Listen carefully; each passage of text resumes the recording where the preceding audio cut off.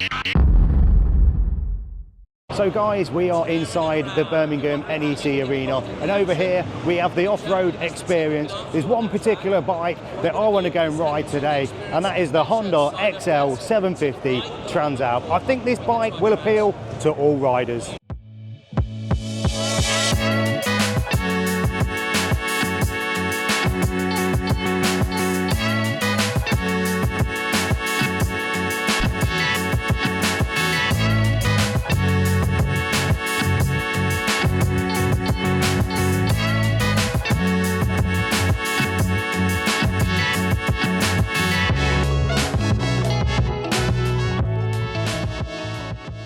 So the reason I've chosen this bike today is because it's sub £10,000. I noticed yesterday when we was having a little walk around the show, the one thing that I commonly heard was how expensive motorbikes are.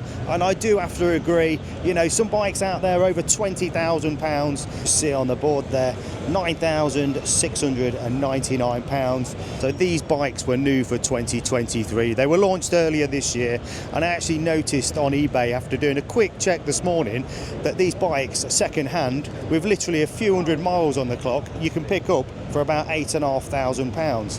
So I think on price point that's a lot of bike for the money.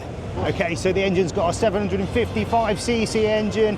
It's a 4-stroke parallel twin that produces 90 brake horsepower and 75 newton meters of torque. So the front suspension, we've got some upside down shower forks, and we've got a monoshock damper on the rear. So with a seat height of 850mm at 5'9", I'm kind of on my tiptoes here, but they do a lower seat. It comes in at 820mm. So for the brakes, we've got 310mm wave discs with 2 piston radial calipers on the front. So the rear disc is a 256mm. So with the tyre sizes on the front, we've got a 90x90 B21. So on the rear, we've got a 150 B70 B80.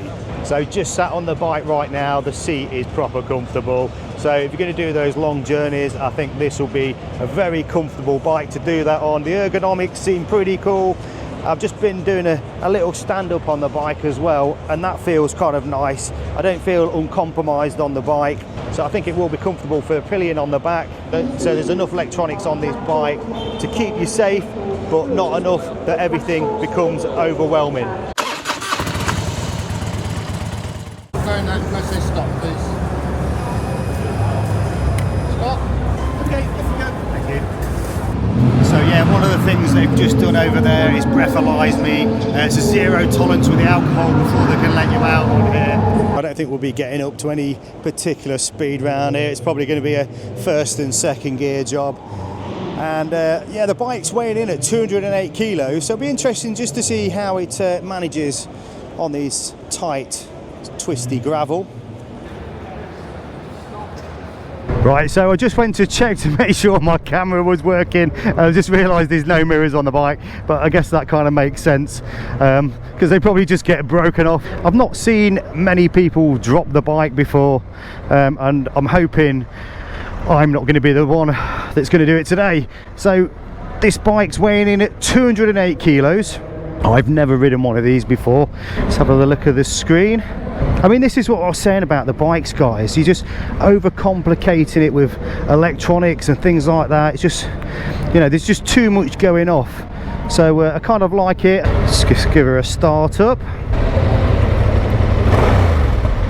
I mean, it's got a really nice roar off the throttle. So yeah, let's see how this one goes. Kind of excited. Clutch is nice and light, and we are on the trail.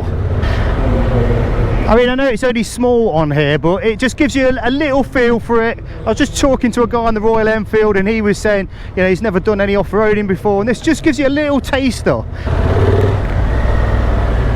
But yeah, it sounds quite nice actually. And I'll be honest, the initial thoughts when I'm on the bike, it does feel quite light.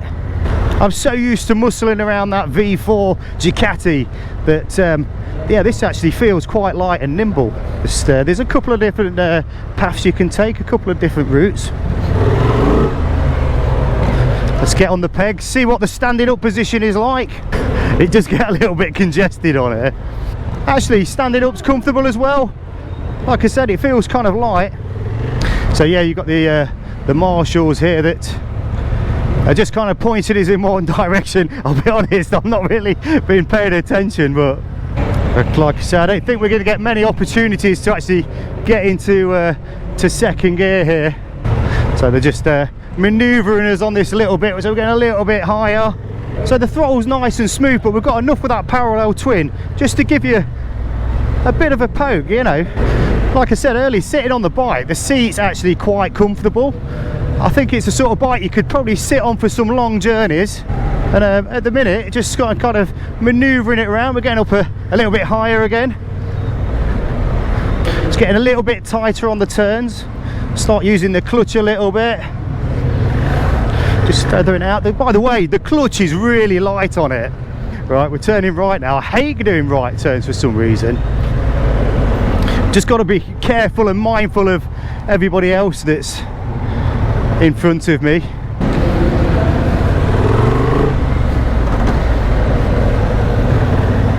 But at slow speeds, actually, it works really well. I thought it might have been just a little bit lumpy on the throttle.